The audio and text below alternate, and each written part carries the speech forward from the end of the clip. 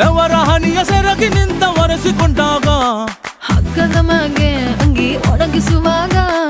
ನಿನ್ನ ಮೈಯ ವಾಸನೆಯು ನೆನಪಾದಾಗ ಎರಡು ಕೈಯ ನೆತ್ತಿ ನೀನು ಜಡಿಸುತ್ತುವಾಗ ದಿಮ್ಮನಪ್ಪಿಕೊಂಡು ನಿದ್ದೆ ಮಾಡುವಾಗ ಸುಸ್ತಾಗೋಗಿ ನೀನು ಆಕಲಿಸುವಾಗ ಬತ್ತವಲ್ಲ ಫೀಲಿಂಗ್ಸು ಬಂದು ಬಂದು ಮುಚ್ಚಾಗ್ತಾವೆ ಫೀಲಿಂಗ್ಸ್